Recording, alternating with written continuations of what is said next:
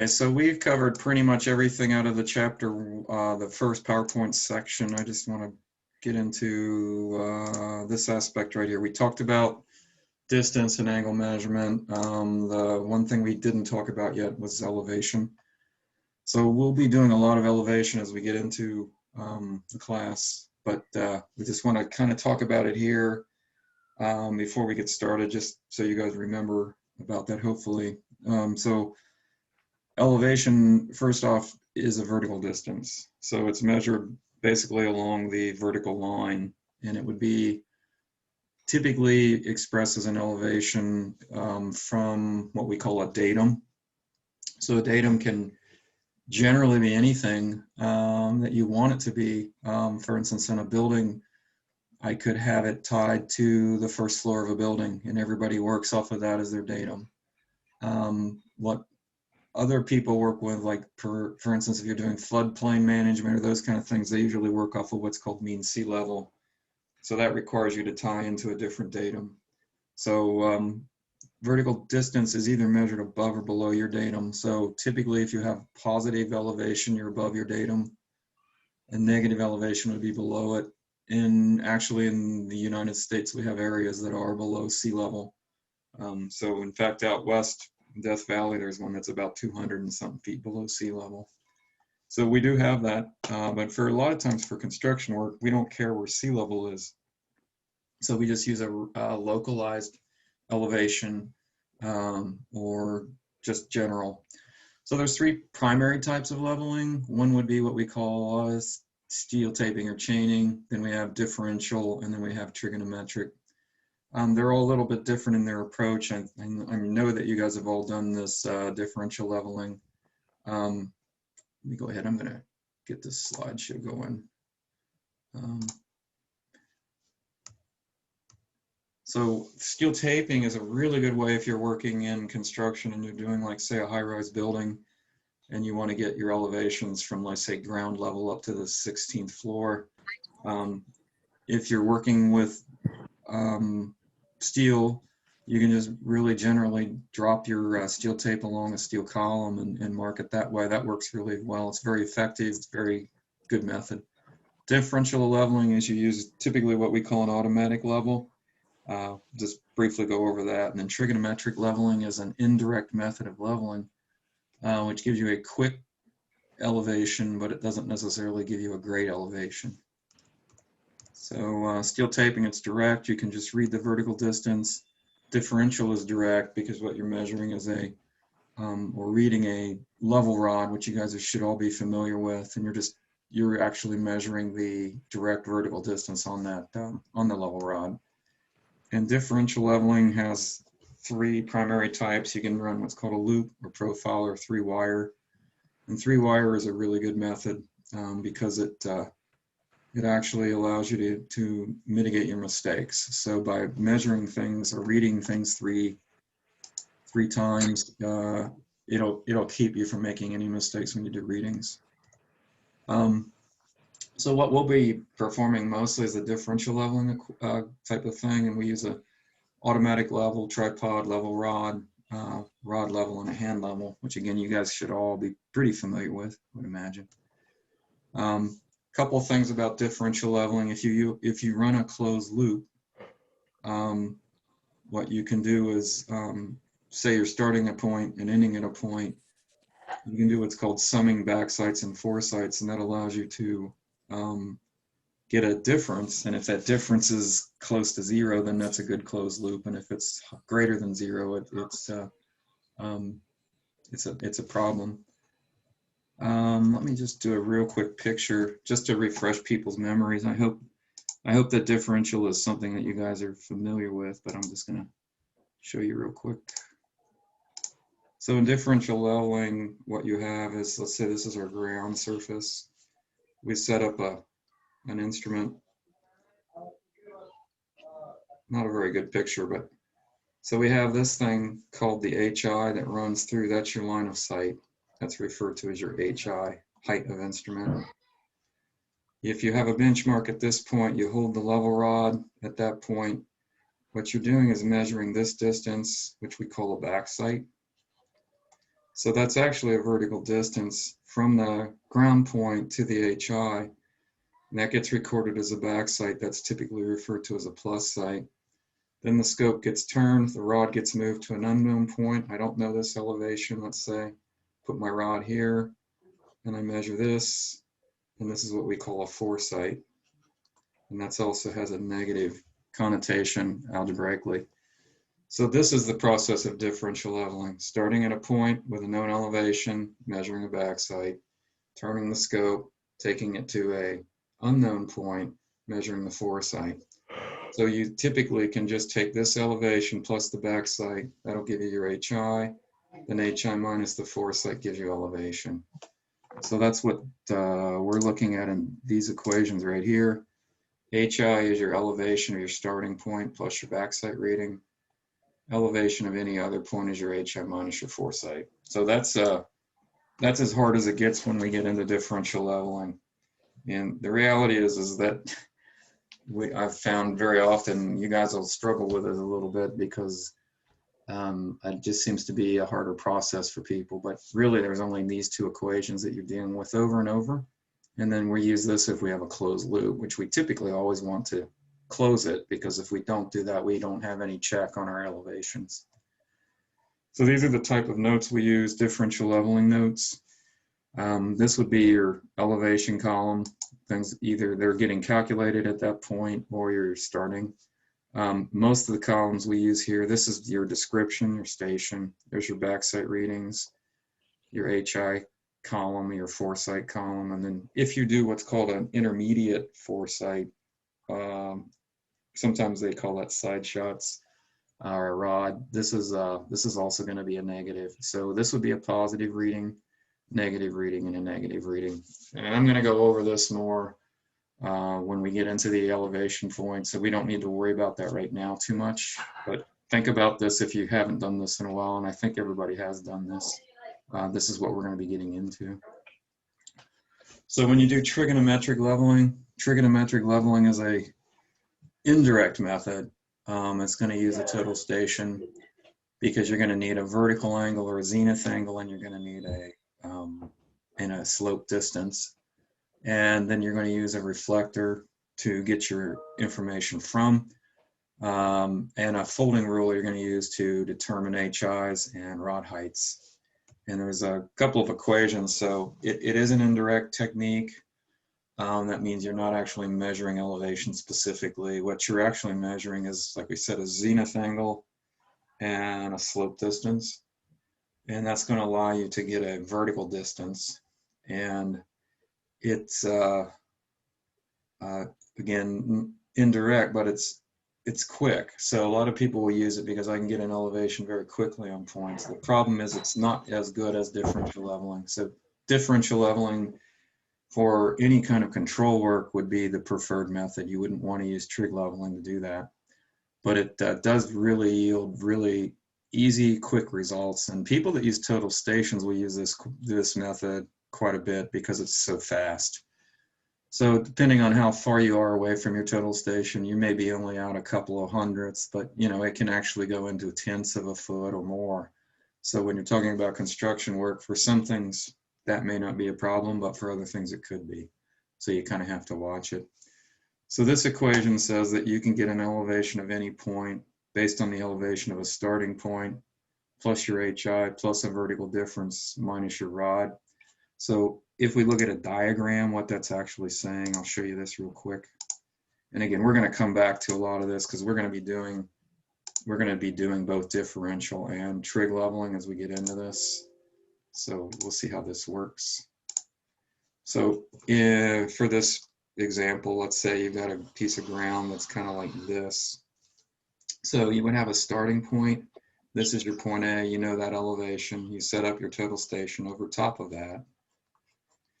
You've got a point up here that has got an unknown elevation. So what you're going to do is, this is your rod with your reflector. You shoot the distance from here to here.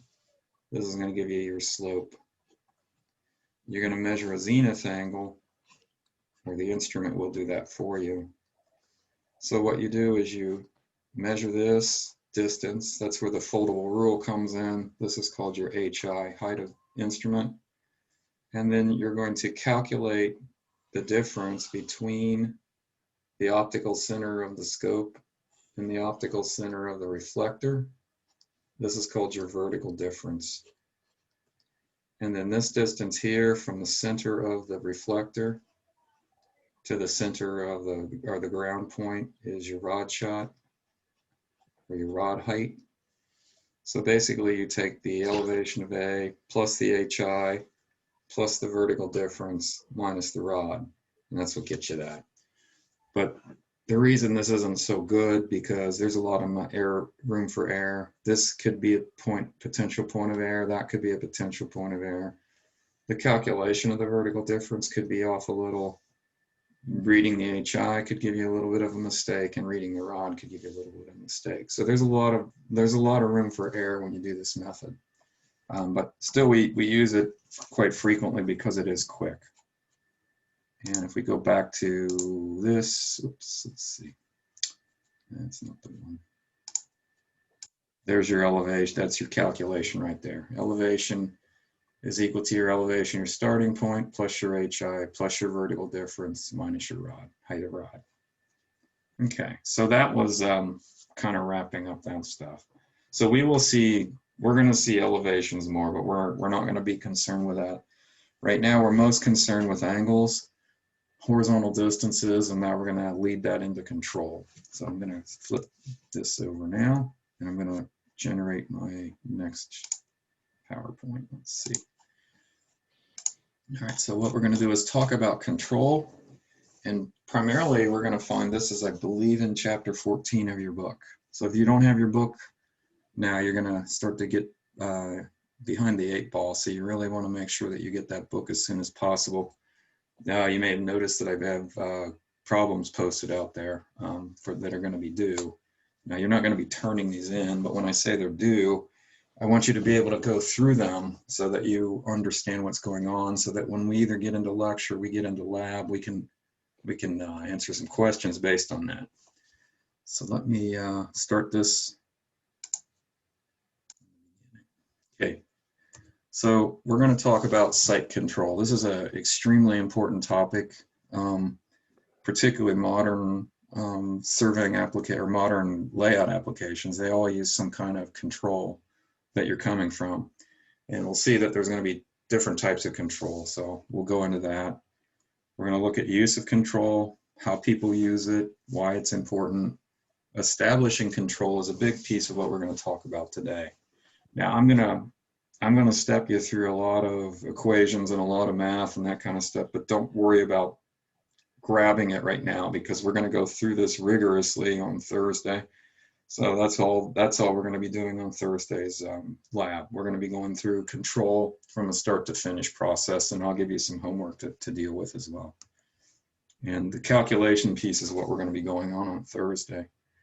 And you will actually, as I said, in a couple of weeks, we're going to be going out and running physical control on a site so that you'll see how it's generated, and then you're going to do calculations as well. So that'll be our first written lab at that point. And we'll talk about that a little bit more, that class exercises. Okay, so as far as the class exercises go, we're going to do that this Thursday. We're going to talk about traverse closure calculations. So that's what I'm going to be going over.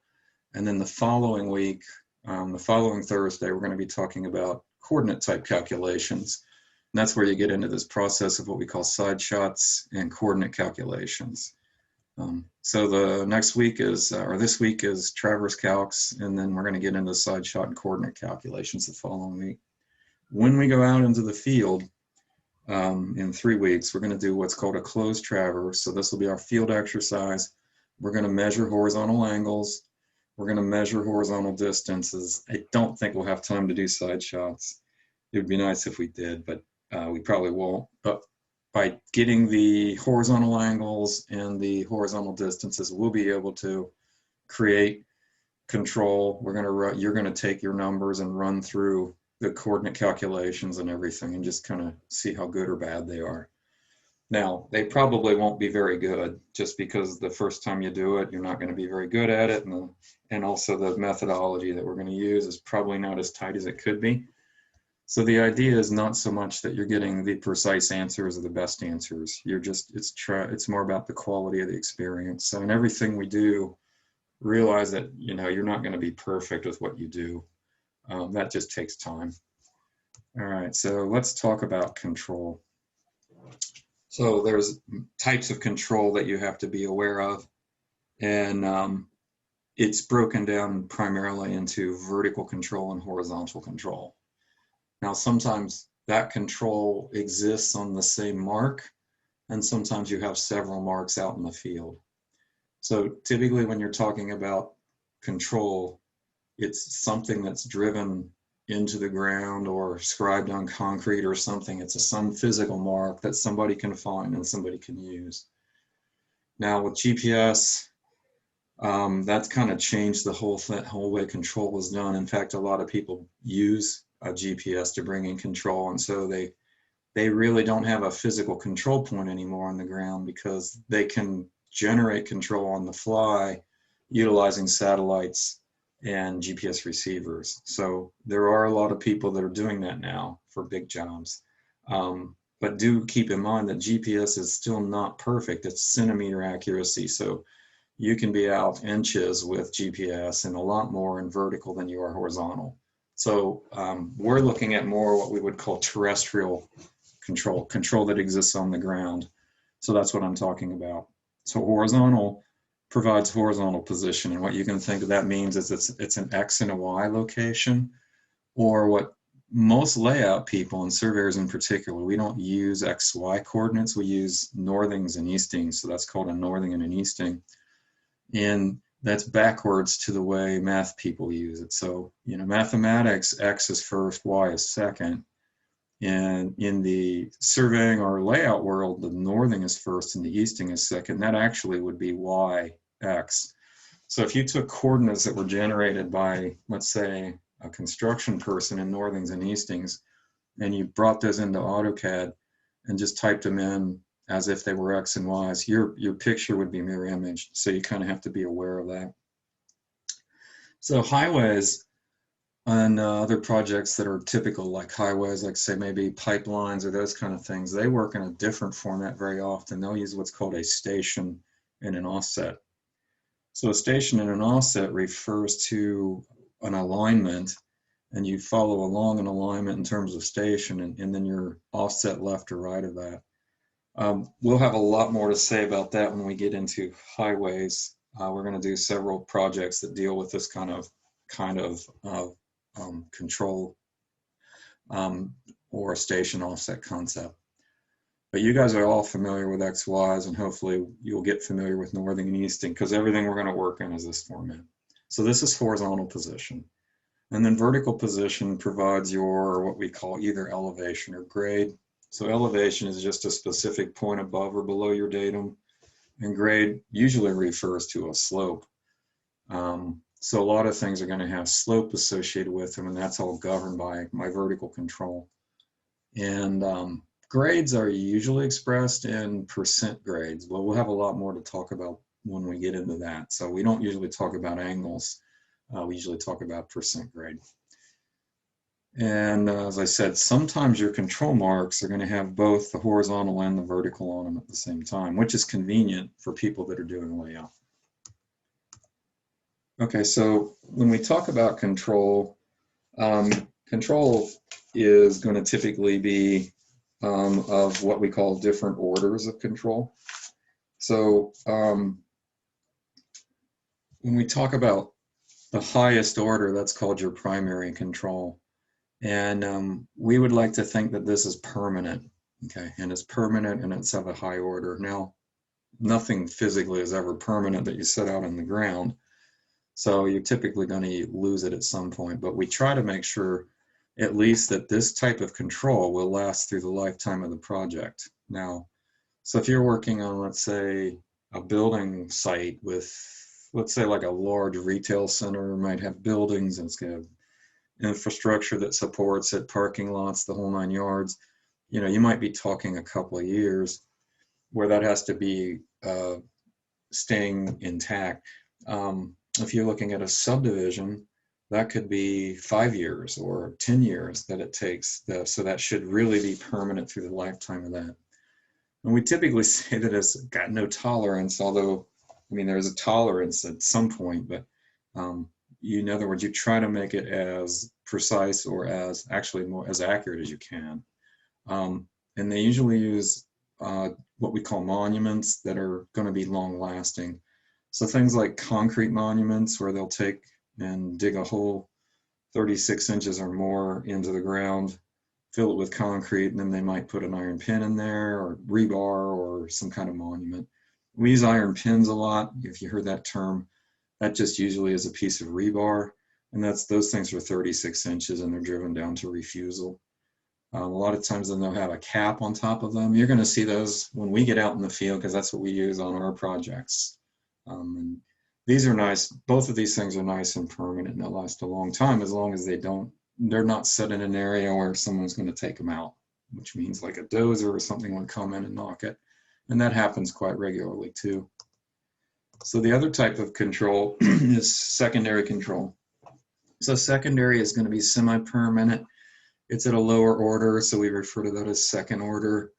It's going to be located in such a location so that it can last just really as long as you need it. Might be a couple of weeks, maybe months, but you're probably going to still want to use stable monuments to create that, such as a wood hub. So a hub, I think everybody's familiar with that, or wedges. You drive them into the ground and you put a tack on the top of those. Those things can last years. It depends on how wet it is and whatnot. PK nail, those are nails that, and they use a lot PKs that have a magnetic core in them called mag nails. A lot of people use those. Or cross notches, typically when you're like on concrete, where you'll scribe an X into the concrete and paint it up. Those are all good types of things for secondary control. The third type of control is really what we're going to focus on a lot in this class, is providing what's called working control. This is very temporary. This is really used to construct your objects. So for instance, if you're putting a building in, you're going to give them offset corners to where the corners of the foundation will be.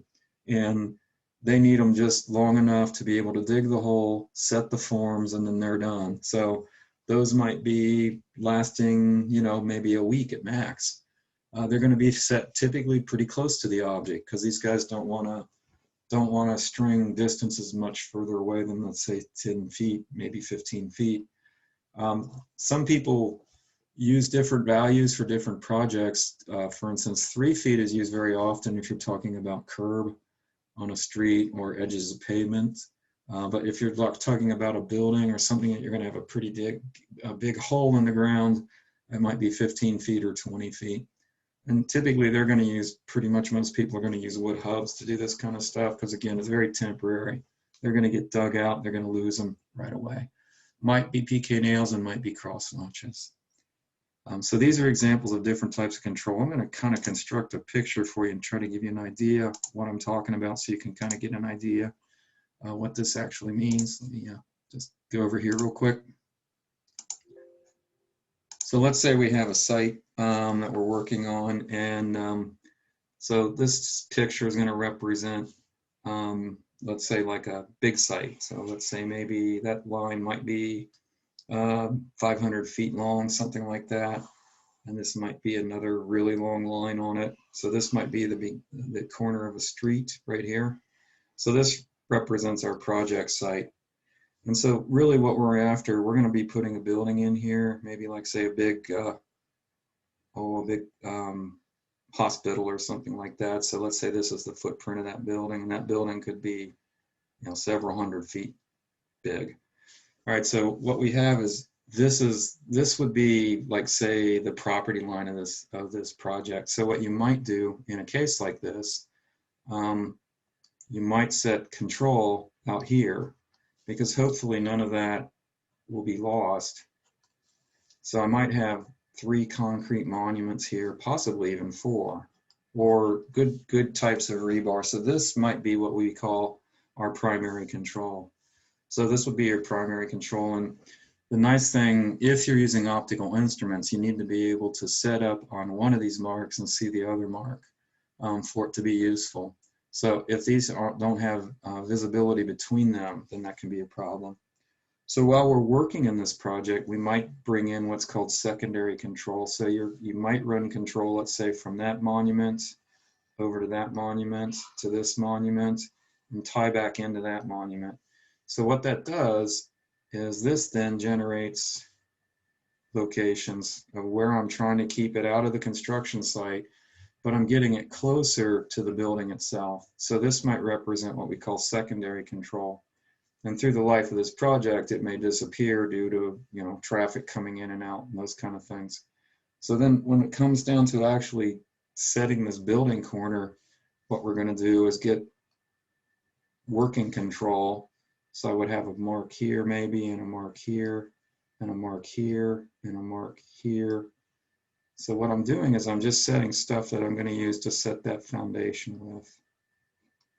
And the control itself would actually be out here, and this would probably be with wooden hubs, and just long enough for them to get the foundation in, and then you have it. So this would be an example of what we call working control. Once the foundation is dug and it's poured, all of this, we lose it. So when we do sewers and when we do water lines and we do any of that, we're going to be setting this working control.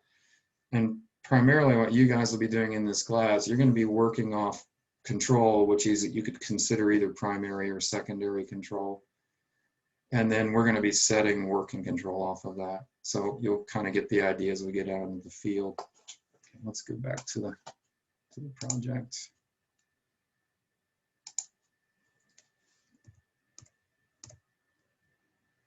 Okay, so preserving control is really, really an important concept. Because once you set it up, you want to have it there, as we said, for either 5 years or whatever, depending on what it is. So preserving it's very important, and what you can do is set it out of the way of construction. So you don't always know exactly where the construction is going to be, but in most sets of plans, you'll have what are called construction limits shown to you. So what is a good idea is to try to keep all of your control outside of your construction limits. Now, with the exception of secondary control and working control, that might occur in your limits or in your construction area. And remember, that's not going to last very long. So one way to preserve control is to protect it. And you can do that with putting lath around it, which is just a long, skinny piece of wood. And then we'll put flagging on that. And typically, if you see 3 laths that are real close together and they have flagging, that usually tells everybody, and everybody pretty much knows this on a site, that that's control, and you stay away from it if you don't know what you're doing with it. So things like dozer operators, graders, they want to stay away from that. And you'll see if you go out on projects today and you look at like say a highway project, you'll see this kind of stuff, and it'll usually have 3 laths around it. That's a good way of protecting it. Doesn't always do it, but that's a good way. Another method is to do what's called a witness.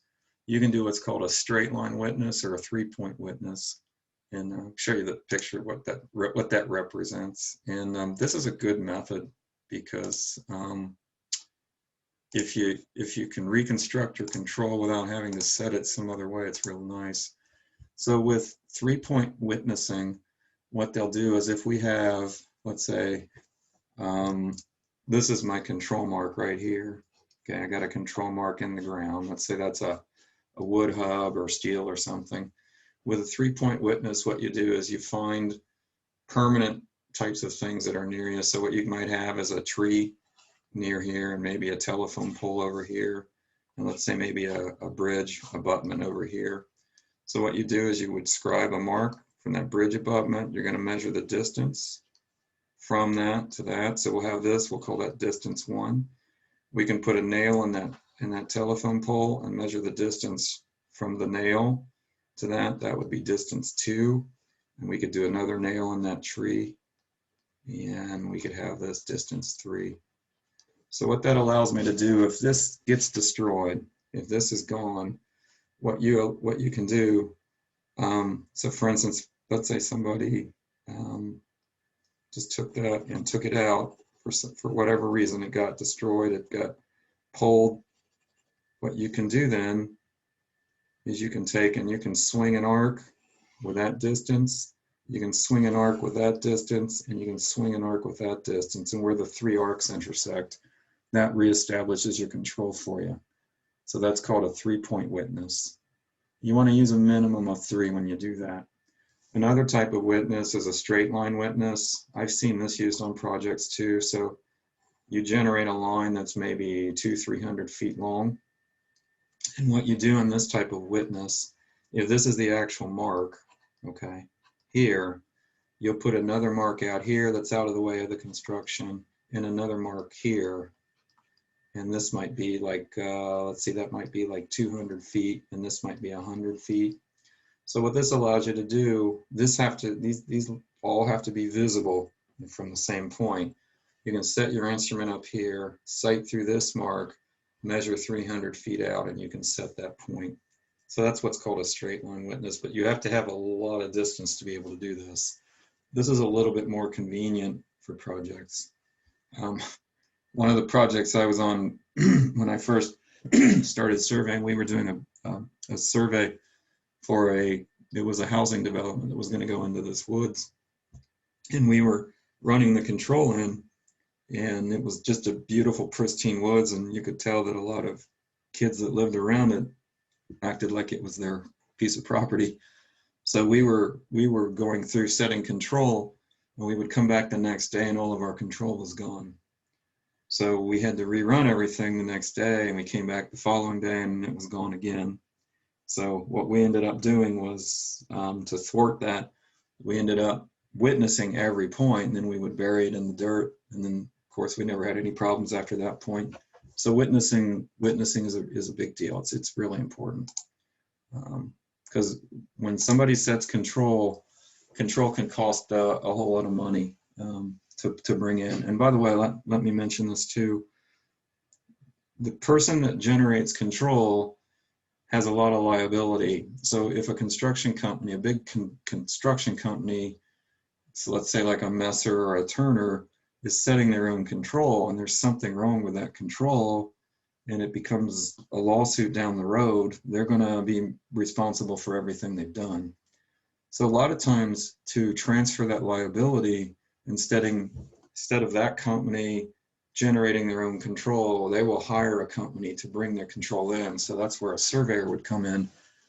If you get a registered surveyor to pull your control in for you, that liability now gets transferred to that individual or that company. And that way, if there is a problem down the road and it turns out to be a control issue, the construction company won't be liable as much as the company that provided it. And plus, if you've got a license, I mean, you're licensed to do this kind of stuff, so that makes more sense to have somebody that really knows how to do control set it. Okay, so this is the crux of what we want to get into today, is how do we establish control? So there is several different ways, and we're looking at kind of maybe what would be a ground-based, more conventional, that has been used for many, many years. Now, like I said, GPS has changed the whole dynamic of that. So a lot of people establish control via GPS, but that's not what we're going to talk about right now. So we're going to ignore that concept right now. We're going to look at just bringing in ground-based control that anybody can do. And we're going to look at establishing horizontal control right now, okay? Not vertical control. So we're going to strictly be looking at horizontal control. So the easiest method to do this is a process called a traverse. And so a traverse is defined as just simply a series of consecutive lines where you measure the lengths and you measure the distance or the angles between them. So if we look at a picture, let's take a look at this. What we're saying specifically with this method, when I generate control using a traverse method, I just go out there and I put a point I run a point from a point to a point, from that point to the next point, from that point to the next point. And what we're doing here is we're measuring this distance, we'll call that distance 1, and that angle, angle 1, distance 2, angle 2, distance 3, and then on and on and on. And again, since this is horizontal control, this distance would be a horizontal distance, that angle would be a horizontal angle, okay? So depending on how you measure it, you have to get this to the horizontal plane and that to a horizontal plane. Now, when we do a total station, that's pretty much going to do it for us. But that's what we refer to as a traverse. It's just a series of lines that you've measured the distances and you've measured the angles. So there are two primary classifications of traverses, what we call a closed traverse and what we call an open traverse. Now, we never really use an open traverse, but I just want to show you the method, you know, because it does exist. So the closed traverse will come in what we call two categories, what they call a closed polygon or what's referred to as a link traverse. And the reason we want to use one or the other is that this provides a check on both your measured angles and your measured distances.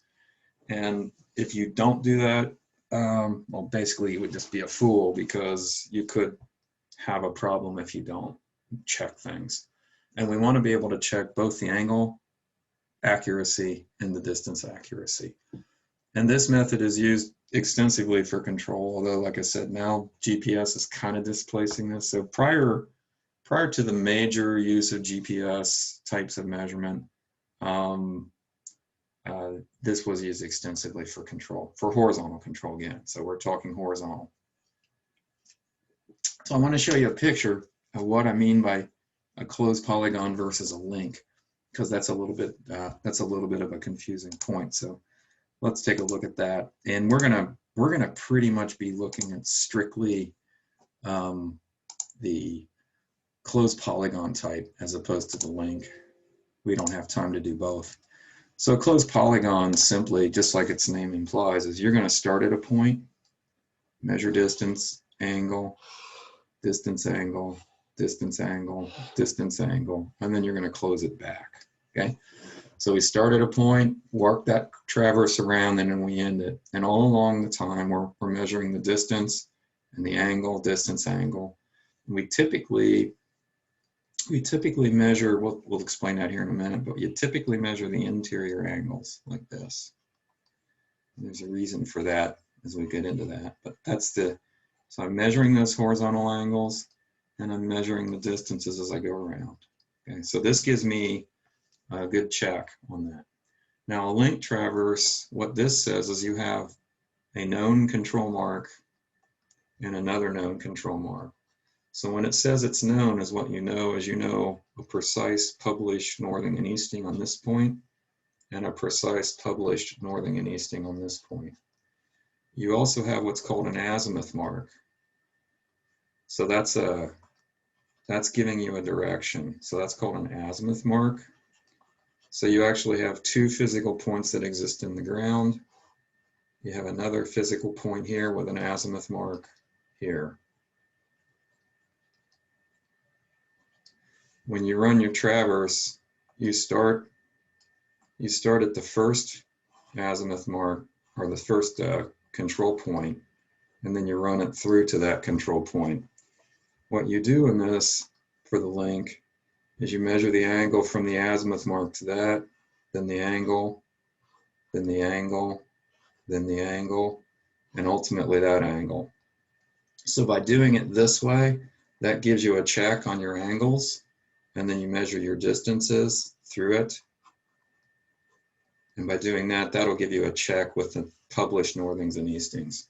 So this doesn't look like it's a closed traverse, but it actually is, and it's actually a higher caliber typically than this type, because these types of marks were typically set by the federal government.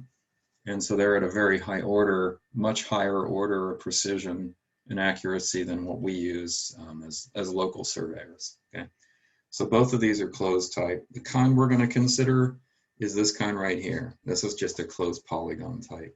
And again, this doesn't look like a polygon, but it actually is more or less. All right.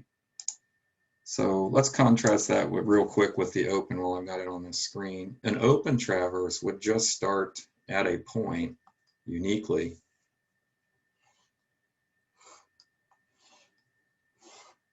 And then you're going to just go in and measure distances. You're going to measure angle, angle, angle, and then you're measuring distance, distance, distance, and distance.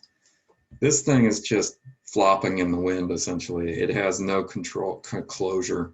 You can't tell if you've made a mistake. If you blow this angle right here, say by 30 degrees, everything from this point on is it's just lost. So this would be a type of traverse that you never use. This is called an open traverse. And we're not going to consider those, obviously, because anybody that uses those is really a fool. Okay, so there's the open. It's just connected lines. They don't close. There's no means of checking your observational errors. So you can't check angle quality. You can't check distance quality. And it should never be used for control. Now, why you would even use it is if you were just maybe doing a really rough estimate on something and you just wanted to get an idea, you might run a really quick open traverse into an area to just do some investigative work, but you wouldn't use it for any kind of real project. So we're not going to consider that.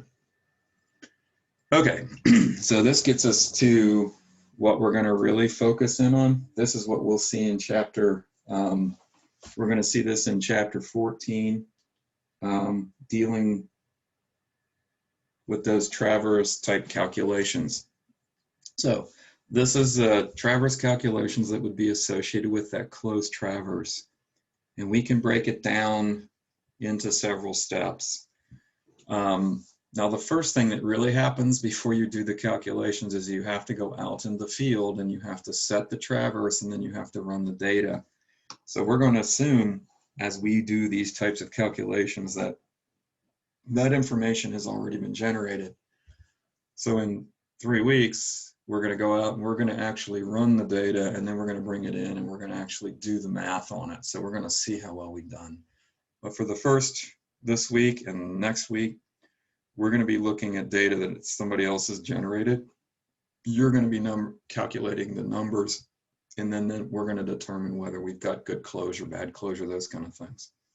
So the steps that you would do from a mathematical standpoint, assuming you already have all the information that you've generated out in the field, you're going to first do what's called balancing angles.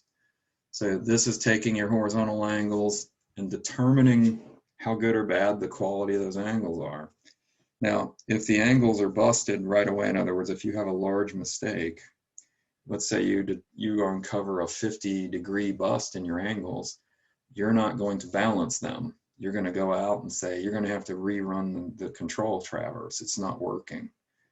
Okay, and I've had to do that in the field where we would go out and run data, bring it into the office, and it didn't work. It was completely, something was wrong. So we would have to go out and measure stuff.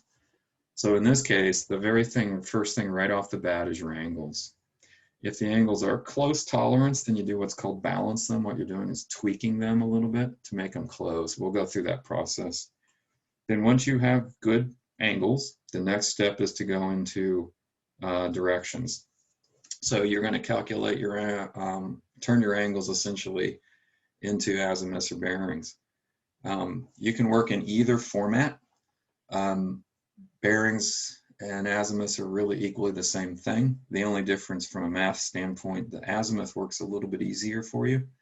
And I won't really care what method you use. I'm going to probably show you both, actually, just to get you thinking about it. But I do want you to think about it when you get into this. Dealing with azimuths mathematically are a lot simpler.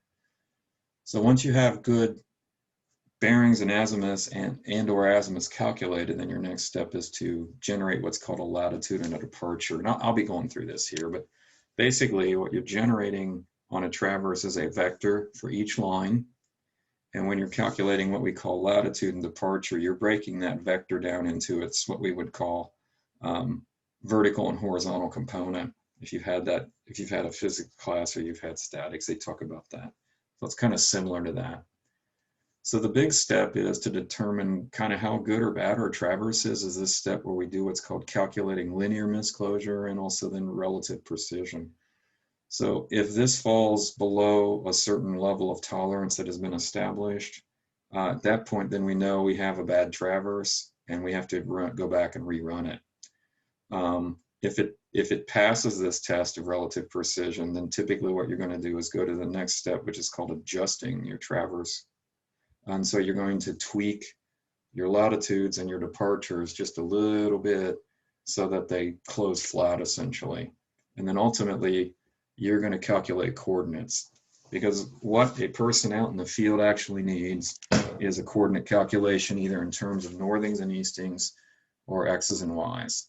And again, most people work in terms of northings and eastings, so get used to that because that's what we're going to be doing. Okay, so I'm going to step through today. I'm just going to talk about each of these steps, and then we're actually going to go through and do this mathematically in lab on Thursday. So again, if you're not catching all this right now, it's not a big deal. Just kind of go through it with me. And then as we go through this on Thursday, you'll have heard the terms already, so you'll kind of have an idea, but I'll be showing you how this works. It's actually pretty easy to do. Probably the hardest step for most people will probably be calculating bearings. So hopefully you've had a chance to work with those, and if you haven't, then that's one of the things between now and Thursday. Let's try to make sure that you get a little bit more fluent with your bearings and or azimuths, because that's going to be really, really helpful to the whole process. All right. So the first thing you're going to do is determine what's called a linear misclosure. Okay. And this is, like I said, it's the first step. If your misclosure isn't valid, then you're going to have a problem. So let's see. Yeah, we'll have that on there. So it says that when you're calculating linear misclosure, you're going to take the actual sum of your angles minus the theoretical sum. So what does that mean? Let's go look at this picture here. So let me just generate a real quick. So what we're saying is that I'm going to just do a real simple three-sided traverse. So we normally, now that's not always true, but most people use internal angles, okay? And the reason is because we can use that theoretical sum. So if this is angle 1, and this is angle 2, and this is angle 3, anybody know what angle 1 plus angle 2 plus angle 3 should equal for a three-sided figure? Does anybody know that? 180. Exactly. Do you know why that is? Or do you just know that a three-sided is always 180? And minus 2 times 180 Correct. equals. Absolutely. So you have this little equation that says the theoretical summation is n minus 2 times 180. And what this says is n is your number of sides. Okay, so in this case, 3 minus 2 is 1 times 180. So if you have a four-sided, 4 minus 2 times 180 gives you 360. So this is our theoretical sum. But let's say we add angle 1, angle 2, angle 3, and we don't come up with 180. We come up with 30 minutes and 30 seconds. So the difference, if we take the theoretical sum minus the actual sum, we have what's called a 0 degree, 30 minute, and 30 second bust.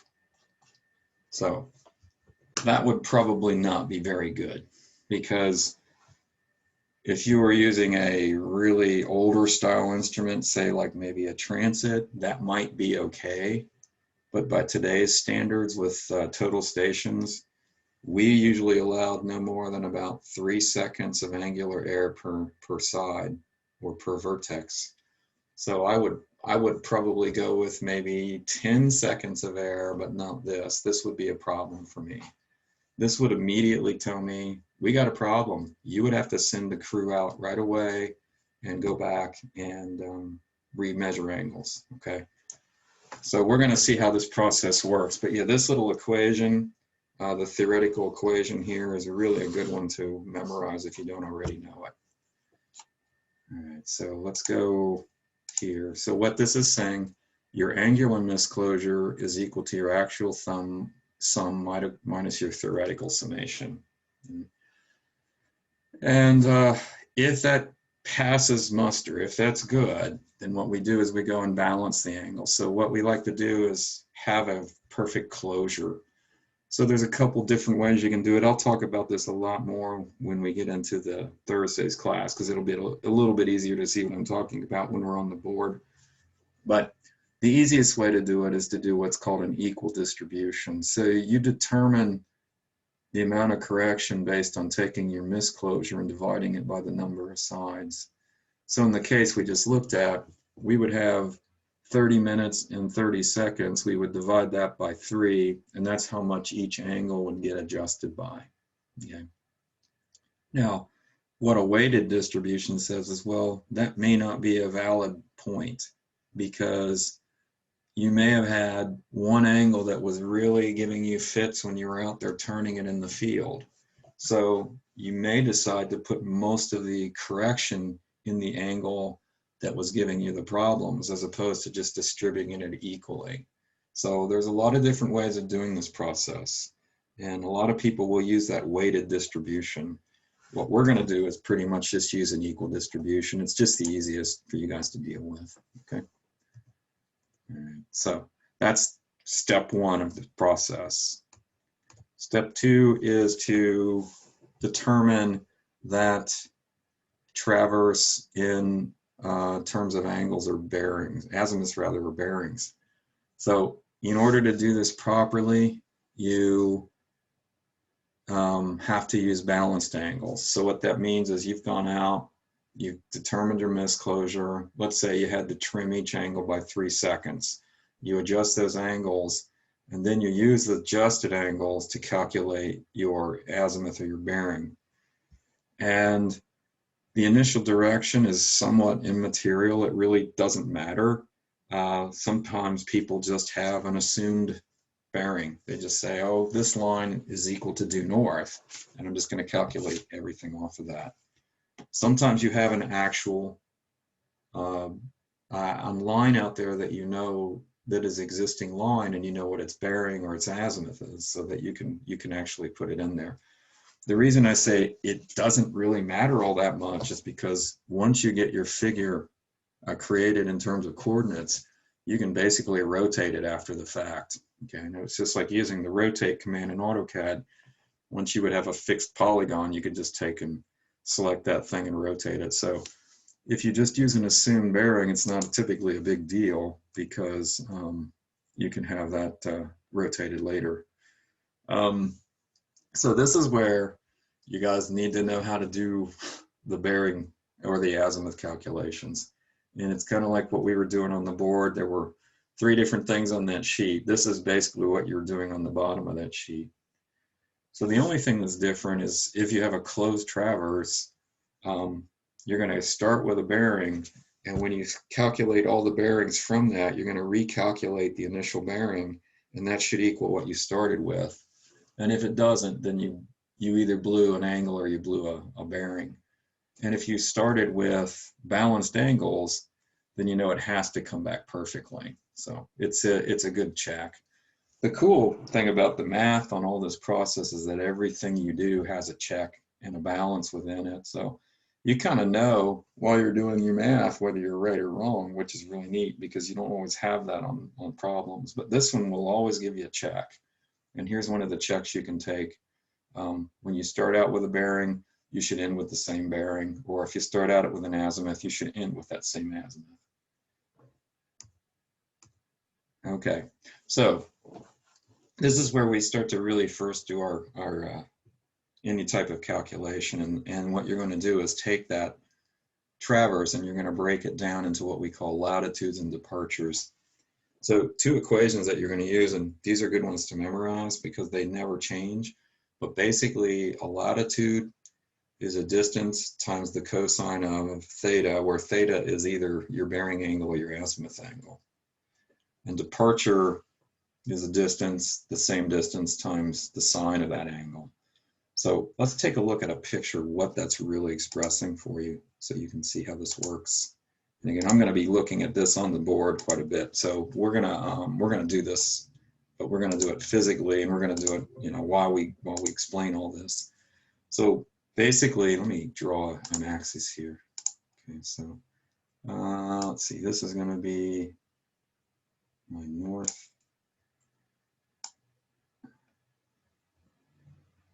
Okay, so this represents an axis, and we're going to call this our north axis.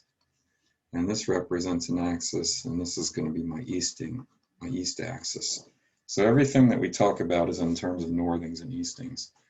So basically, if we've measured a vector coming from that point out, like that, okay, that guy has a distance, and he has an angle. And if it's an azimuth or a bearing, notice that that angle is measured off of the north, and we're going to call that theta. So that can either be a bearing or it can be an azimuth. If you project this guy down into this orthogonal axis, you get a vector here. This is called your departure. We just call them a dep for short. So this is my actual vector, and it has a distance here. And if I project this over here, I get this projection over here, and this is what we call a latitude, or just lat. So we call them lat and depths. And so essentially then, again, if you take the distance times the cosine of this angle, you get the latitude. And if you take the distance times the sine of that angle, you get the departure. So what physics people will refer to this as, or statics, you're breaking this down into what are called horizontal and vertical components. In surveying, our horizontal is called a departure, and our vertical is called a latitude. Okay, and we always use that term. So we're going to do that for each line within our traverse. And those numbers, then, the departures and the latitudes, are going to be useful as we get into another piece here. Okay, so it's pretty simple. And the beauty is that when you use latitudes, azimuths, you're going to get proper sign. So we need to look at why there's going to have sign issues here. And I'm talking about algebraic sign, positives, negative. Okay, let's go to the next piece. All right, so if you are using bearings, you have to determine your algebraic sign based on the quadrant it's in. So if you're in the northeast quadrant, your latitude should always be positive and your departure should always be positive. It's exactly like the picture I just drew. If you are in the southeast quadrant, what will happen is your latitude will go negative, which means you're traveling south, and your departure will go positive, which is east. So east is always positive, north is positive, south is negative, west is negative. If we go to the other quadrant there, southwest becomes a negative latitude, negative departure. Northwest is a positive latitude, negative departure. So if you used bearings, you kind of have to memorize this, okay? Because your calculator is always going to spit out to you a positive number, because a bearing is always between 0 and 90, and a cosine and a sine relationship is always going to be positive, okay? So therefore, you're going to have to apply the sine. If you use azimuths, these signs will be calculated directly for you from your calculator. So if you use a 175-degree azimuth, you're going to get a negative latitude and a positive departure automatically, because that's a southeast quadrant. Okay, so it's not a big deal. You can do it either way. But the beauty of using the bearings is that, the azimuths, is that you get that stuff calculated for you. So that just makes it a little bit easier for you. And that's always, we always try to make things easier as we get into this stuff. So what do we do with those latitudes and departures? Well, this is where we get into what's called a linear misclosure and a relative precision. So what you're going to do first is you're going to calculate what's referred to as an error in latitude and an error in departure.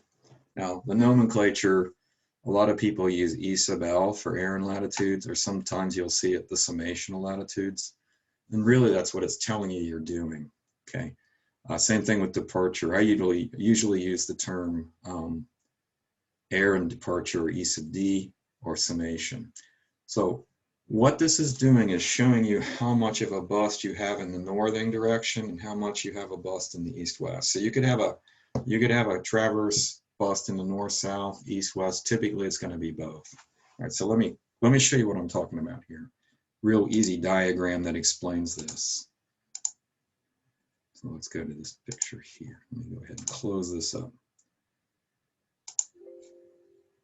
So what we're saying is this, is that as you're measuring a traverse, okay, and I'm going to draw this kind of a big mistake, but if you measure a traverse, you go from that point to that point to that point, and you come around, you're going to have a bust, okay? So what that means is this ending line mathematically is not going to physically close. Now, it's not going to hopefully be as big as I've shown you there. It's going to be pretty small. But what we're saying is we are out in a westing direction and we're out in a south direction. So we have a bust in terms of our latitudes and our departures. So what we would like to see is this. Let's see. Let me undo that. So let's say if you had a perfect world. And let me break this down. So I'm going to say I've got a line here, and a line here, and one here, and one here. Oops, let me undo that.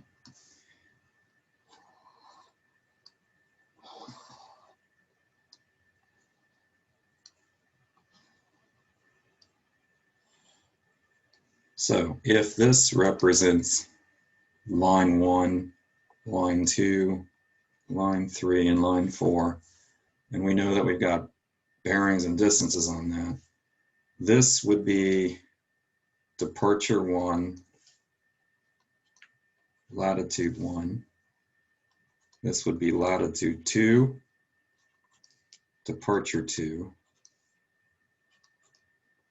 departure 3, latitude 3, latitude 4, and departure 4. So if you take and sum the latitudes, what you're doing is L1 plus L2 plus L3 plus L4. What should that typically be if it's perfect? Anybody know? If this figure closes perfectly. 0. It should be 0, because what goes down has to come up by the same amount. So these guys actually have algebraic signs with them. So notice that would be really a negative plus a positive plus a positive. Theoretically, they should be 0, but they're not going to be. And the same thing is going to be true with our departures. If I take and sum D1 plus D2 plus D3 plus D4, that theoretically should be 0, but we know it's not going to be. So what you actually come up with is a little bit of a bust, and we call that the error in latitudes, and a little bit of a bust, and we call that error in departure. So for instance, let's say we sum these up and we get a bust like this, maybe 3/10 of a foot, and maybe this is minus and this is plus, let's say maybe 0.2. So that's what we're looking at, something like this. We're going to always have numbers, okay? It's impossible for you to measure perfectly, and also precision when you calculate things, so you can never expect this to be 0. But if you get a number like that, that's a problem. That tells you got an issue, okay? That's what that's saying. All right. Okay, so I turned that on somehow. All right. Any questions on that? Let's go back to this. So we're gonna, once we've broken down our latitudes and our departures, we're gonna sum them up and we're gonna calculate this air and latitudes, which is just simply the sum. And remember, it's gonna be an algebraic sum because sometimes they're gonna be positive, sometimes they're gonna be negative. And the bigger that air is, the more problems you have with your traverse. That's what that says. So to determine how much air you have in your closure, your traverse, you will calculate this guy called a linear misclosure. It's also referred to as an air enclosure. And a linear misclosure, or the air enclosure, is typically defined as E. And we'll also determine the direction of that. So you get two things on this. Usually the distance is more important than the direction. But essentially, it's just the air and latitude squared plus the air and departure squared square root. So really, you're just using a Pythagorean theorem. So let's go back to this picture again and show you what that means physically. And again, we'll be calculating these numbers, so you'll be able to see exactly how this all comes together, and it really all makes sense. So let's say we start out with a point here, and we work our traverse around, and then we come back to this traverse like this, and this is what's happening, okay? So I've magnified this, but what we've got here is we've gotten a little bit, we started here at A, oops, and we ended here, we'll call that A prime. So we would like those points A and A prime to be the same point, but they're not. So what's happening is there's an error in latitude and an error in departure. And the actual amount of air is this guy, which we call E. That's your air enclosure. So because this is a right triangle right here, if you know your air and latitudes here and your air and departures, you can simply calculate E by taking your air and latitudes squared plus your air and departures squared, and you take the square root of that. So this will give you the magnitude of that vector. That gives you that number. And again, the bigger that number is, the more problems that you have. Now, that also depends on how big your traverse is and how many sides. So you expect more air in a big traverse. So if you ran a traverse that's 5 miles long, that closed back, it's a big polygon that's basically 5 miles by 5 miles, let's say, you can expect a pretty good size air there. And that may not be a problem. But if you have like we said, a 5-foot bust in one direction and a 2-foot bust in the other, and you've only got a 200-foot by 200-foot traverse, you got an issue. So that'll tell you that. The other thing you can calculate is this angle here, which we define as just arbitrarily theta. And that's just an arctangent relationship. So you're taking the arctangent of your air and departures over your air and latitudes. Most people don't really care about the direction, but this guy's all critical. Okay, the E value, the air enclosure, or the linear misclosure, that's the most important thing. Okay, so hopefully this is making sense, and it will definitely when we get into this on Thursday. I think you'll see that this will not be a problem. Okay, as you go through it. So let's go to the next step. So once we've calculated our air enclosure or linear misclosure E and our theta angle, which again we may or may not use, we're going to use that E to calculate what we call precision. So precision is defined as your air enclosure divided by perimeter. And so these have to be the same unit. So you would be feet per foot, or inch per inch, or miles per miles, meter per meter, but generally you're going to just have that already. So perimeter is easy to calculate. It's just the sum of your sides. So you're just going to take each distance that you measured and you're going to sum them up. And what you do is take your precision that you calculate, or I'm sorry, your air enclosure, E, and you divide it by your perimeter, and you'll get a number like that, but you just flip it with a reciprocal 1/x. So when I take, if you have a calculator and you take 0.52, you'll notice if you take 0.52 and you divide it by the number I've got there, that 8520, I get like 0.00006. If you flip that with a 1/x, you'll get 16,385 essentially. So what we do is we express that as 1 in 16,385. So here's what that means to you. What that essentially says, that the precision of this traverse, and this is, by the way, called relative precision because it's not a true precision, or it's not exact. This says for every 1 unit of distance you travel, I'm sorry, for every 16,385 units of distance you travel, you can expect a plus or minus 1 unit bust. So in other words, if this is feet, for every 16,000 feet essentially that we travel, we can expect plus or minus a 1 foot error. And we can't determine whether it's plus or minus because we can only determine that it exists, but not whether it's a positive error or a negative error. Okay. So does anybody have a feel for that? Is that a good number, 1 in 16? You would refer to that as a 1 in 16,000 closure. Does anybody have a feel for that? Is that a good number, bad number, what? What do you think? So we take a steel tape, we measure 16,000 feet, and we can expect a 1 foot bust. Do you think that's good or bad? That seems pretty good. Does it? It's actually pretty bad by today's standards. Okay, so that's good. That's all right. I just wanted, nobody necessarily has an idea, right? Until you get into this. Each state usually has what are called minimum standards. State of Ohio for boundaries uses 1 in 20,000. So what that says is the property that you're surveying has to be no less than 1 in 20,000. So if our control is less than that, then our boundary is going to be even less, right? So this fails. This would be a case where if you were running control for somebody, and particularly really just about anything, this would not be a good traverse. This is a bad traverse.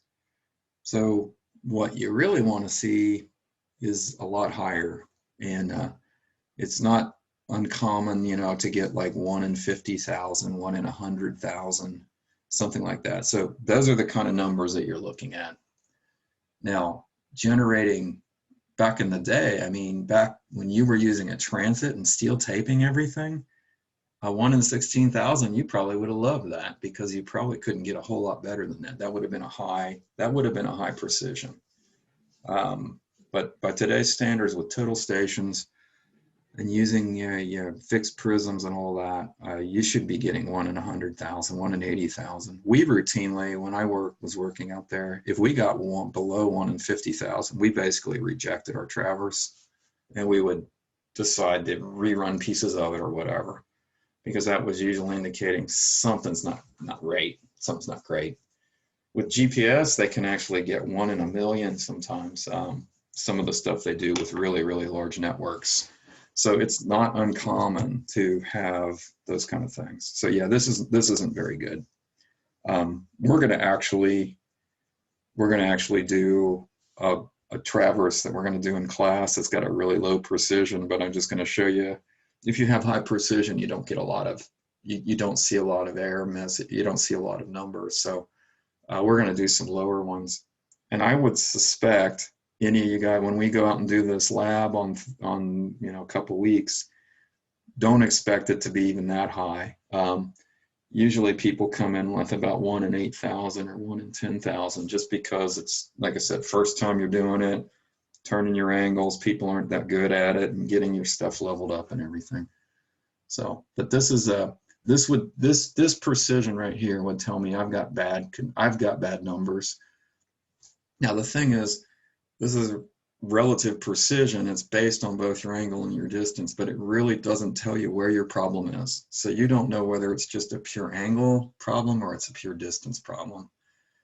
But one of the things I could analyze, if I came in and I had really, really good angles when I was out in the field, I would probably point to maybe being a distance issue as opposed to being an angle issue. We had one time ran a traverse out in Indiana, a very remote survey. It was like a 200-acre site, and I think it had 50 points in the traverse.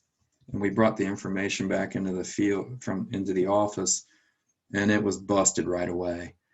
So we had really good angles, very tight angles. So we knew it wasn't an angle issue; it was a distance issue. So we had no choice but to go out and measure each of our distances again, because there was no other way to pinpoint it. And luckily, the very first point we shot, we set up at the very first point, shot the distance, and it was off quite a bit. And we knew right away that was the issue.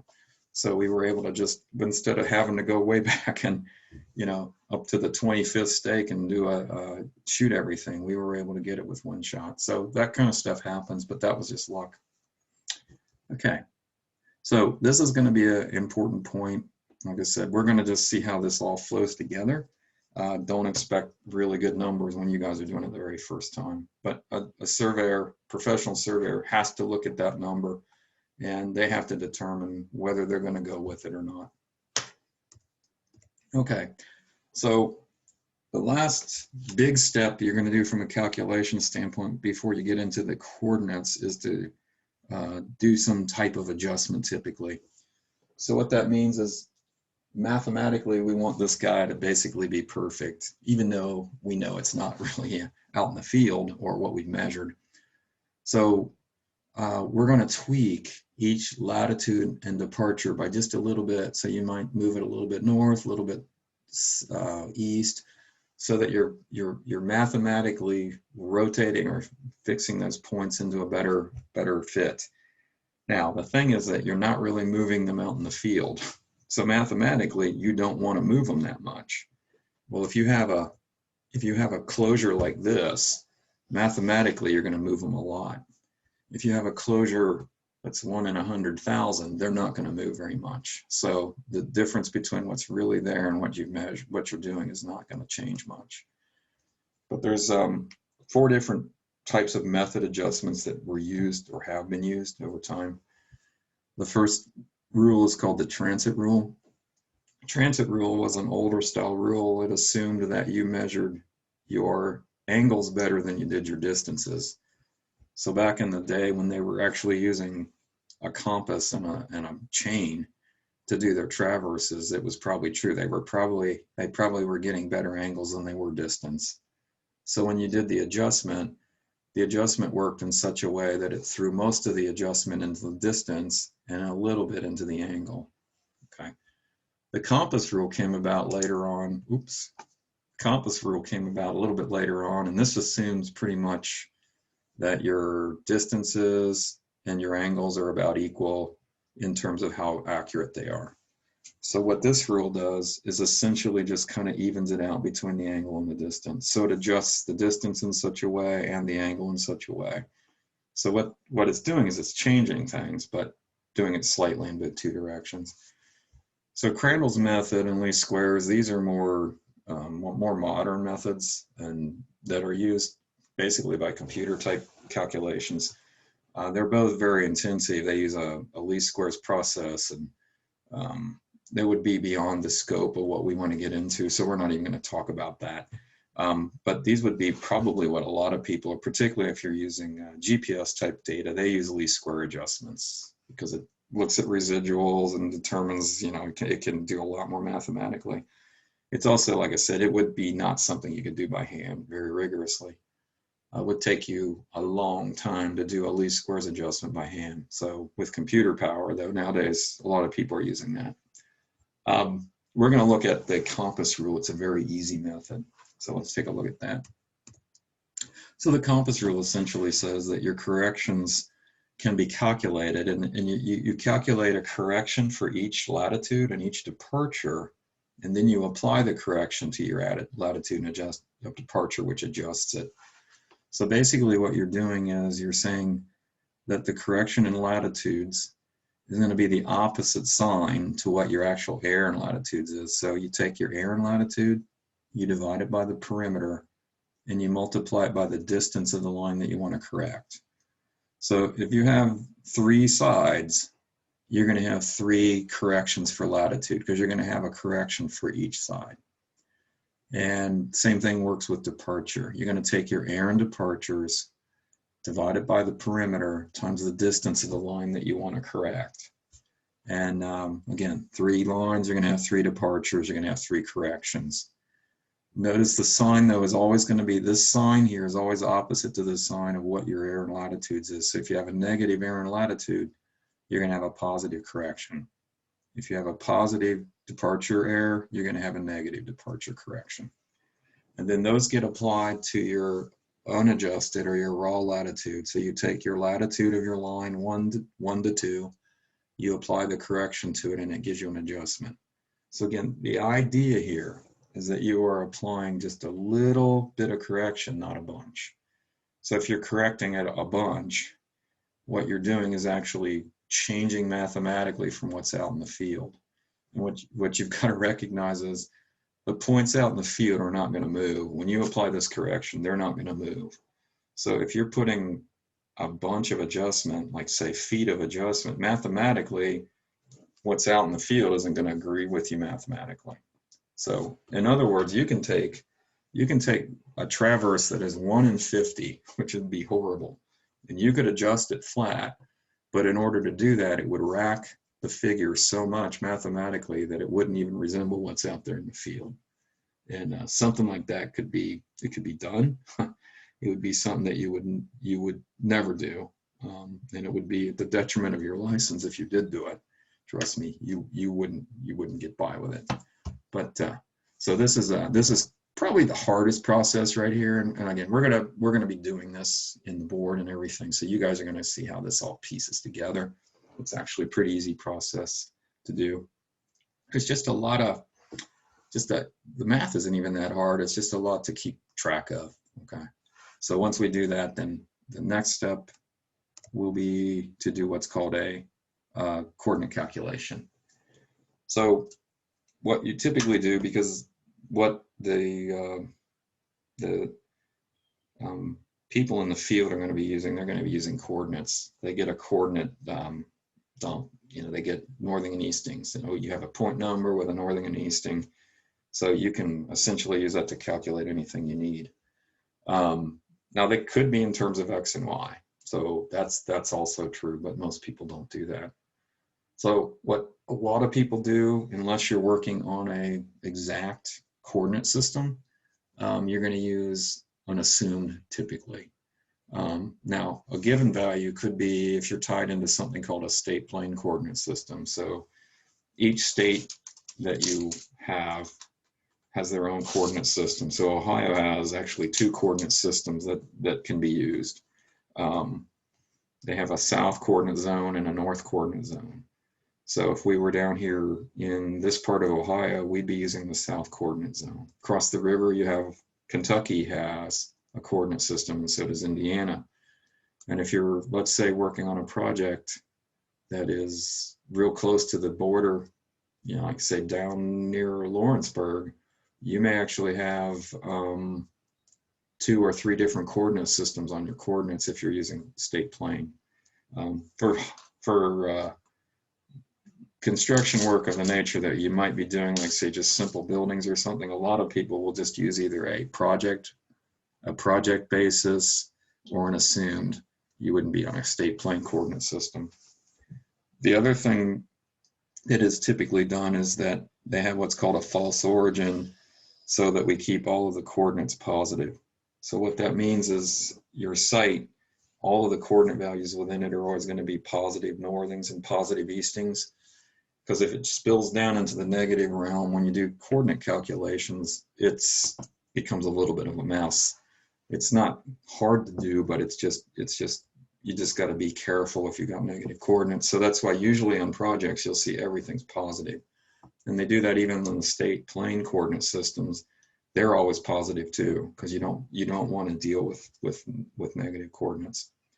So essentially, to calculate the northing of any point, you start with a northing of a point and you add the latitude to it algebraically.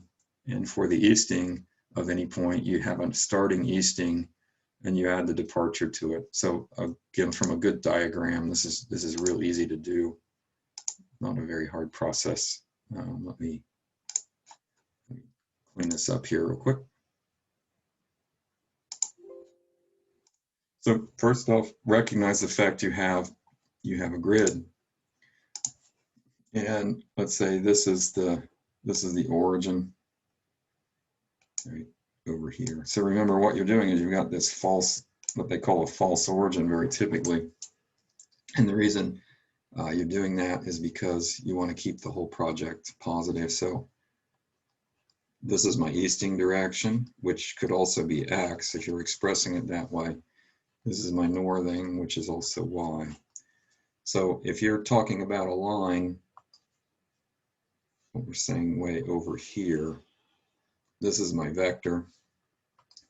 And I have on this vector, I have broken it down into its components. So let's say that this is point A, and this is point B. And so this would be the departure from A to B, and this is the latitude from A to B. So we have a starting coordinate, so we have a northing of A. We want to know what the northing of B is because we don't know his northing and his easting. Both of those are unknown. But by knowing the coordinate at A, you take the northing of A and you add to it the latitude from A to B, and that'll get you the northing of B. And for the departure, or the easting rather, of B, you're going to have the easting of your starting point A, plus in this case, the departure A to B. So you have to also keep in mind that these guys are not always positive, okay? This equation is always correct if you just recognize that you have to plug in this guy with a negative or positive value. So in this case, the way I've drawn this, latitude A to B is positive and departure A to B is also positive. But if this vector is going down this way, I would have a negative latitude. So I'd actually be subtracting the latitude from the northing and adding the departure in that case. So you do this for the whole traverse. You go from A to B and then B to C, C to D, back to A, and you'll have coordinates on all of your points. And then once we have coordinates, people can use those coordinates to do all kinds of things with, particularly any other type of high-level calculation that you need. Okay. If you're working in terms of X and Y's, just recognize the fact that X is the same thing as your departure. So what this says is that your starting X coordinate value, you're going to add the departure to that respectively to get the X and the B. And we're going to do the Y the same way. So again, I think our book actually has problems that might be in both of these systems. But be on the lookout for the fact that we'll be utilizing the northings the most, because that's going to be very, very important. Okay, one other thing before I get done here, and then we'll take a few questions, and I want to just talk about some other things before we get out of here. When you have your coordinates, oops. If I have a project now,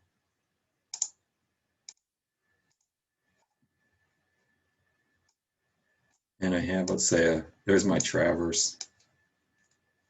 What this allows me to now do is if I have, let's say, This is 0.1.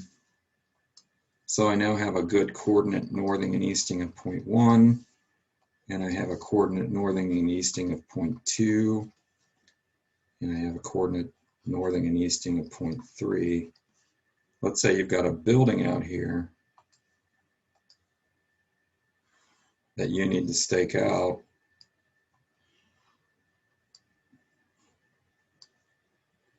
And your engineer or your architect now has coordinates that they've given you for those four corners.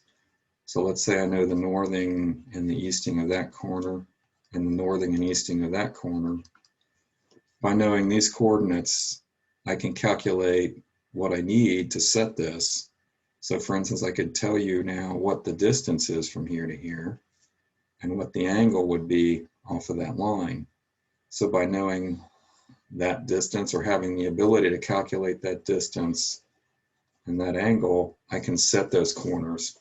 And this process is a process that we're going to be talking about next week. So that's where we get into the coordinate calculations. Okay, so coordinates, I mean, all of this we've talked about today, all this we're getting into is just so that we can get a coordinate here and a coordinate here and a good coordinate here, because that's going to be everything that we're going to be dealing and using for the rest of the project. And again, we don't want to lose these. If we lose this point right here, you only have two left, which may not be enough for what you need. Okay, so hopefully you guys get the idea. The math, like I said, we'll be working along in that process next week, or this week and next week. So you'll get this if you're, I know there's a lot I threw at you, but what you can start doing, you have your book, you start reading the sections that I've got out of there for this week. Let's go through that real quick. Let me get out of here. Let's see. All right, so for week 2, what I've set up there for you, a couple of things. We're going to be looking at chapter 14. So what you want to do is start reading the sections out of the syllabus that I showed you for chapter 14. I mean, like I said, we're going to be going on over this on Thursday, so we'll go over this pretty rigorously. Then what I would like you to do is start some homeworks, and you could look at these if you want between now and Thursday, because they're not too bad. But in chapter 14, there's problem 1, 2, 3, and 4. Those are primarily just dealing with angles and bearings. So I think if you want to attack those, we might look at those. We might look at those on Thursday. For the following week, we've got chapter 14 also, and there's going to be a problem 13 and 16. Just wait on these, because you're going to want to go through the traverse before you know what you're doing there. Okay. So the other thing that I have here, besides the PowerPoint lectures that we just went through, I have this thing called traverse calculations. So what this is, and I'll bring if you have time and you want to copy this out, that's fine, but I'm going to go ahead and run a copy of this for you. But we're gonna work through this. This is a traverse problem that we're going to work through. And just to kind of explain it a little bit, what it's showing you is this is what the figure of the traverse looks like. We're going to be starting at a point A, going to B, C. We're going to work our way all the way around. We have given here angles. These are interior angles that we see. We also have given horizontal distances around this thing. And we have a given direction. So our starting direction is from D to E. So we're going to hold that information. We're going to use that to work this thing and calculate it through. So this is what we'll be working on Thursday. So there's a couple other sheets that are incorporated into this, and this is kind of all helps you when you get into the traverse piece. This guy right here is how you can use this to adjust your angles. So we're going to have our measured interior angle, use a correction, and then do an adjustment. Now, again, don't necessarily worry about any of this yet. Just know that it's out there. And like I said, if you want to go ahead and download it, you can. But I'm going to be going all through this. The traverse calculations themselves, you can use this sheet here. Let me see if I can rotate that. Okay. This is what you use primarily to do your calculations on. So all of that latitude and departure and adjustments, all of that stuff happens on this sheet. So it's nice because it's kind of like a spreadsheet, and ideally you could actually create an Excel spreadsheet for this and be able to do the same kind of thing. But we're going to run through this using that picture we just looked at, come up with this, and this will be our calculation sheet, what we call a traverse closure sheet very often. We are not going to deal with what's called D&D, that stands for double meridian distance or double area. That's a way of calculating areas on a site. We're not going to worry about that, not at this point anyway. And then the last thing we'll do is once we have our traverse closure, we're going to be able to calculate coordinates. So this will give us a way of taking your adjusted latitudes and your departures and your starting point number and your northings and eastings. This will keep everything formatted for you. So we're going to be running through those 4 sheets, and then I've got a couple of homework problems that I'll give you, and you can use these sheets actually to do those homework problems on. It's kind of helpful, and then we'll be going through that stuff. Okay, so that's kind of what we're going to be looking at. There's a lot. It'll get easier or cleaner once we get in and get to start doing this by hand. So definitely make sure on Thursday that you get there on time. We're going to still be in room 152. Bring something to write with for sure, and make sure you have a calculator because we're going to be utilizing that extensively.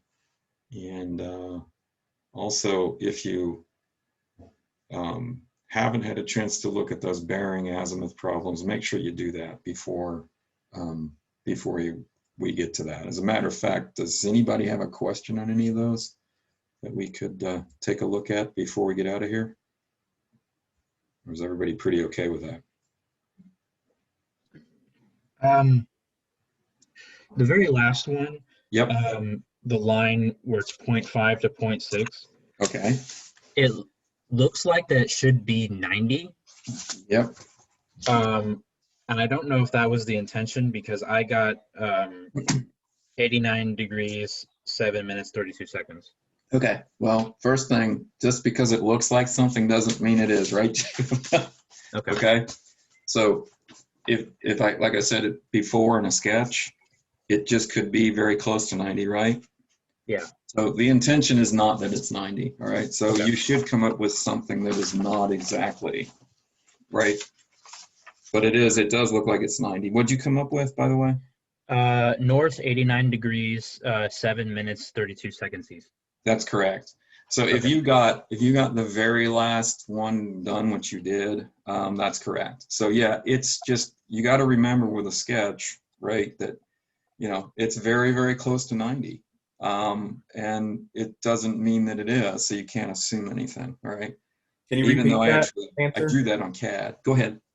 Can you repeat that answer? Sure. The one that you said, it's 89 degrees, 7 minutes, 32 seconds northeast. So that's what you guys should be coming up with. If you do not come up with that, then that means you messed up a bearing somewhere. Now, it could be the bearing 4 to 5, but it also could be the bearing 2 to 3. So you don't know where that occurred, but you should come up with 5 to 6, again, 89, 07, 32 northeast. I will be going over this first thing on Thursday. So if you're still struggling with that and you don't get that number, yeah, we'll take a look at it, okay? Anybody else? Questions?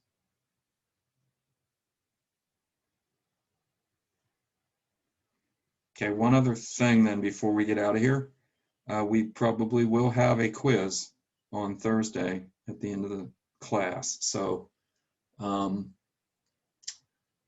on either a unit type problem conversion, unit conversion problem, or it could be a bearing problem, okay? Should be something, nothing trick or, but it should be one or the other of those kind of things, okay? So we will definitely have that. Anybody else questions? Oh, so for coordinates, Yes. how would they be represented? Would it be just regular decimal numbers or in, I meant like minutes and seconds? No, because good question. First of all, coordinates, when you're talking northing and easting, it's a linear distance. Okay. It's not an angle. So it'd be just regular So, decimal numbers. so it would be usually you're going to see them 4 decimal places. That's pretty standard. Okay. Anything less than that, you start to do some big rounding when you get into your distances and your angle calcs. So yeah, 4 decimal places, possibly 5 or 6, depending on what you're doing. But you are dealing with a linear distance. So, traditionally you're going to be in feet, could be meters.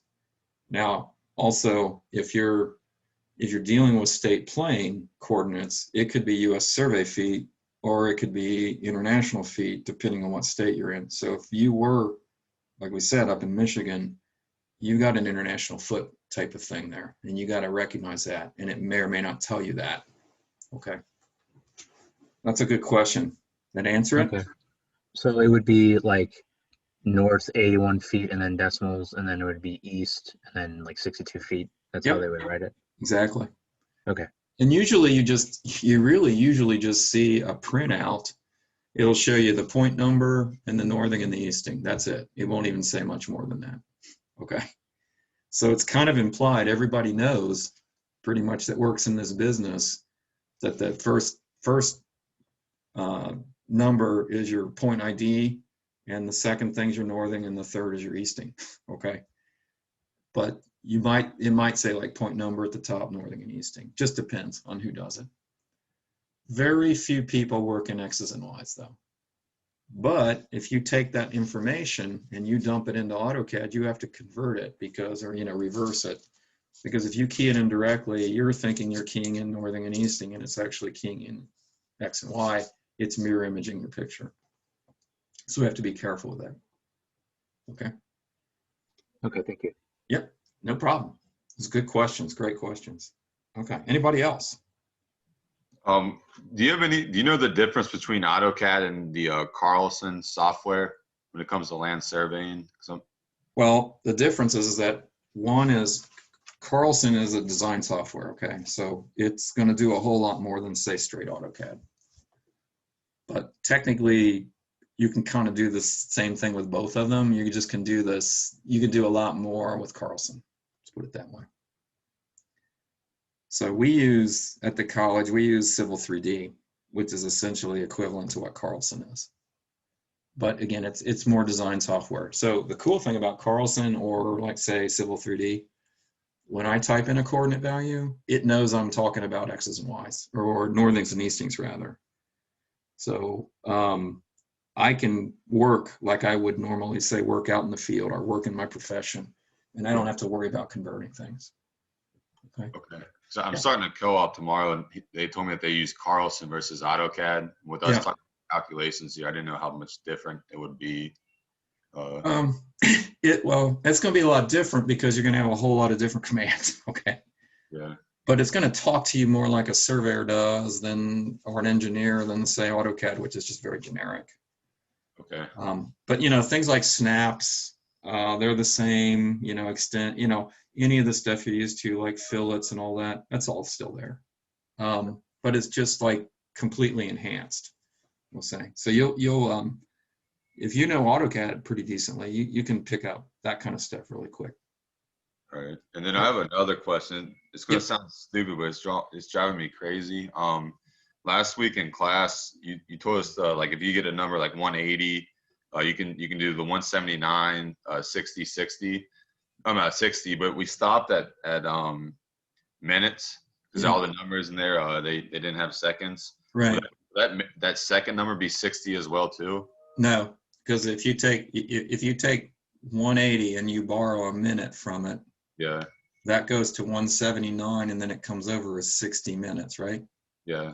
Then if you borrow a second from your minutes, it goes to 59 minutes, or you borrow a minute rather from your minutes, it goes to 59 and then 60. Okay. So if you have degrees, minutes, seconds, and you're doing your subtraction with, then you would use 79, 59, 60. But if you just have degrees and minutes, you can just get by with 179.60 because you're not dealing with anything in the seconds. Does that make sense? Yeah, it does. That clears it up. Yeah. Okay. Yeah. Yeah, you got to watch that a little bit, but I started to. yeah, Didn't cool. make sense, so I stopped in the middle of it and I figured I'd ask you. Yeah, no, not a problem at all, you know. And you can also shoot me questions through the week too, so if that's an issue. Okay. Anybody else? Okay, well, I'm going to go ahead and I'll stop the share. I'll format this, and then I'll be getting that posted. And then I will plan on seeing everybody in room 52 on Thursday. You're either in the 9 o'clock session or you're in the noon session. Okay, so and then we'll see you guys then. Talk to you later.